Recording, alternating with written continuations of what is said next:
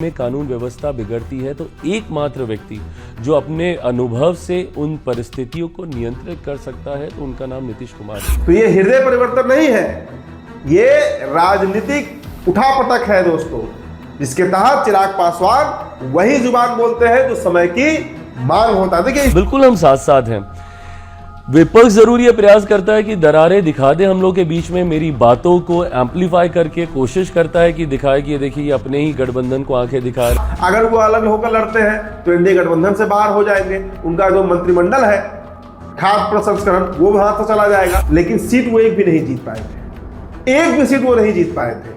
तो उस परिणाम से चिराग पासवान इतना तो जरूर समझ चुके होंगे, जानते हैं कि अकेले लड़ने से कोई फायदा है नहीं, फिर अगले 5 सालों के लिए बिहार में वो सूखे सूखे रह जाएंगे, केंद्र की राजनीति ही कर पाएंगे। दूसरी बात, एक ऐतिहासिक जीत की ओर हम लोग अग्रसर होंगे। मैं ये मानता हूं कि इस बार हम लोग ऑल टाइम हाई 225 से ज्यादा सीटें जीतकर इस बार एनडीए सरकार बनाएंगे। इस महीने तो सीट शेयरिंग हो ही जाएगा, और उसमें कहीं चिराग पासवान चूक ना जाए अपनी हरकतों के कारण, अपने पार्टी के नेताओं के बड़बोलेपन के कारण, इसलिए अब इस पर पूर्ण विराम लगाया जा रहा है। चिराग पासवान का जुबान क्यों बदल रहा है? वो चिराग पासवान, उनकी पार्टी लोजपा रामविलास, जो लगातार बिहार के लॉलेसनेस पर सवाल उठा रही थी, बिहार की ध्वस्त कानून व्यवस्था पर सवाल उठा रही थी, जो हर मामले पर जनता दल यूनाइटेड के ऊपर हमलावर दिख रही थी, अचानक से चिराग पासवान के सुर क्यों बदल गए? दोस्तों हमने 2 दिन पहले आपको एक स्टोरी बताया था, एक कहानी बताया था, एक खबर बताई थी आपको कि जनता दल यूनाइटेड ने बीजेपी को अल्टीमेटम दे दिया है कि अगर चिराग पासवान पर नकेल नहीं कसा गया तो चुनाव से पहले समीकरण बदल सकता है। मतलब हो सकता है जेडीयू जो है वो एनडीए से बाहर भी हो जाए।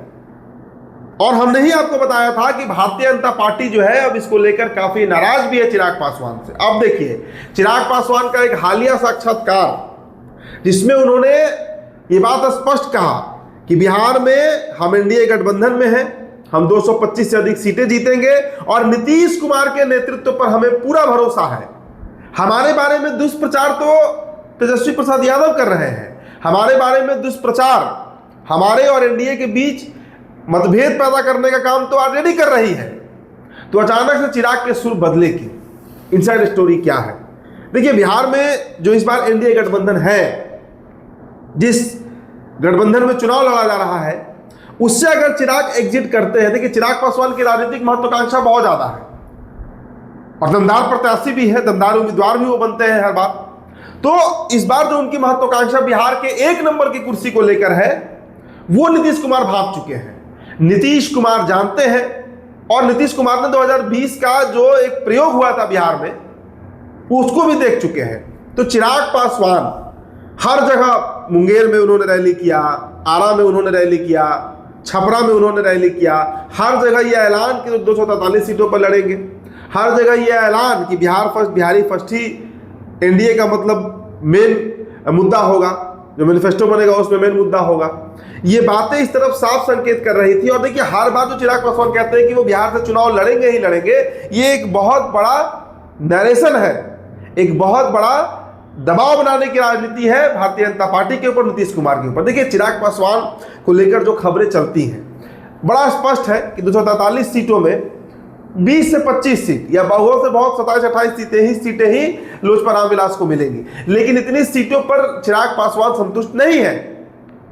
उन सीटों की संख्या को बढ़ाने के लिए चिराग पासवान जो है वो अलग अलग दांव खेलते हैं। अब होता यह है कि चिराग पासवान जब बिहार के कानून व्यवस्था पर सवाल उठाते हैं तो सवाल उठता है नीतीश कुमार के ऊपर। सवाल यह है कि चेतन आनंद के ऊपर जो अरुण भारती ने पोस्ट लिखा 2 दिनों पहले, वो सीधा हमला था जेडीयू के ऊपर। तो इस तरीके का जो प्रकरण बिहार में चल रहा है उसको लेकर जेडीयू बड़ी असहज है, और असहज क्या, एक तरीके से कहिए तो पार्टी गुस्से में है। कई नेताओं से हमारी बातचीत होती है, नीरज कुमार तो खुलकर कैमरे पर बोलते हैं, खुलकर चिराग पासवान के खिलाफ बोलते हैं।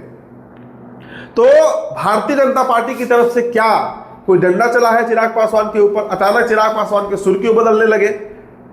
क्योंकि देखिए दोस्तों अब अगस्त का महीना आ गया है और अगस्त में सीट शेयरिंग फाइनल होना है, प्रत्याशी भी तय नहीं होगा, लेकिन कौन सी पार्टी कितनी सीटों पर लड़ेगी और कौन कौन सी सीटों पर लड़ेगी ये इस महीने तय हो जाना है। चाहे आप महागठबंधन के परिप्रेक्ष्य से सोचिए या एनडीए गठबंधन के परिप्रेक्ष्य से सोचिए।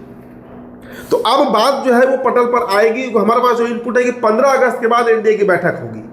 15 अगस्त के बाद एनडीए की बैठक होगी, दिल्ली में होगी, जिसमें नीतीश कुमार से लेकर, मतलब अगर नीतीश कुमार नहीं भी जाते हैं तो उनकी पार्टी से कोई रिप्रेजेंटेटिव जाएगा, चिराग होंगे, जीतन राम मांझी होंगे, उपेंद्र कुशवाहा होंगे। तो इस परिस्थिति में चिराग अगर अपनी छवि बीजेपी नेताओं के नजर में खराब करते हैं या जदयू नेताओं के नजर में खराब करते हैं तो इसका हर्जाना उनको भरना पड़ जा सकता है। और देखिए, चिराग पासवान 2020 का चुनाव अकेले लड़कर देख चुके हैं। करीब करीब दोस्तों 23.5 लाख 24 लाख के आसपास उनको वोट आया था, 6% के आसपास उनका वोट शेयर था, सब कुछ था, लेकिन सीट वो एक भी नहीं जीत पाए थे, एक भी सीट वो नहीं जीत पाए थे। तो उस परिणाम से चिराग पासवान इतना तो जरूर समझ चुके होंगे, जानते हैं कि अकेले लड़ने से कोई फायदा है नहीं, फिर अगले 5 सालों के लिए बिहार में वो सूखे सूखे रह जाएंगे, केंद्र की राजनीति ही कर पाएंगे। दूसरी बात, अगर वो अलग होकर लड़ते हैं तो एनडीए गठबंधन से बाहर हो जाएंगे, उनका जो मंत्रिमंडल है खाद्य प्रसंस्करण वो वहां से चला जाएगा।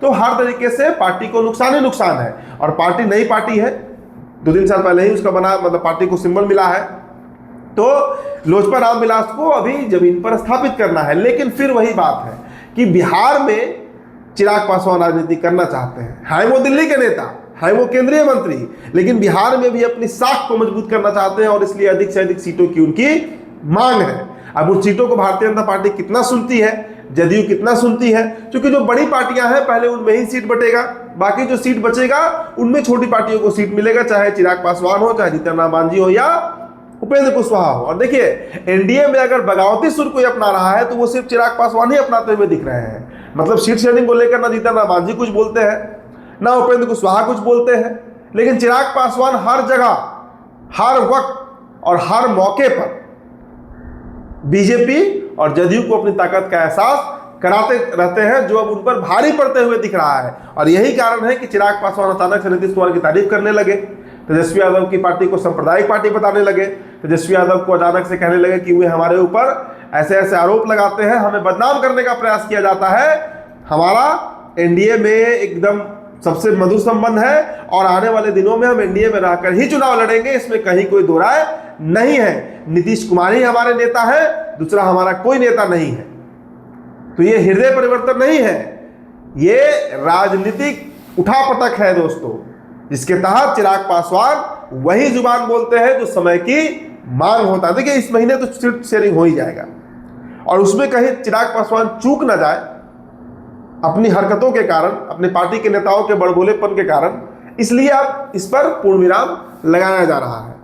और हमारे पास जो इनपुट है दोस्तों, 2 दर्जन के आसपास सीटें ऐसी होंगी जो चिराग पासवान को इस बार मिलने जा रही है, मिल सकती है, उसके आसपास ही सीट रहेगा, मतलब 26, 27, 28 के आसपास रहेगा। बाकी जो 15 सीट बचेगा उसमें जीतन राम मांझी और उपेंद्र कुशवाहा को मिलना है। तो ये बड़ी अपडेट है चिराग पासवान को लेकर। जुबान बदला है, मन बदल रहा है, एक बार फिर से नीतीश कुमार उनको अपने चाचा के रूप में नजर आने लगे हैं और बिहार की कानून व्यवस्था एकदम दुरुस्त होते हुए दिख रही है। चलिए, तो इस रिपोर्ट में इतना ही, फिर जो अपडेट होगा आपको हम देते ही रहेंगे। बहुत बहुत शुक्रिया।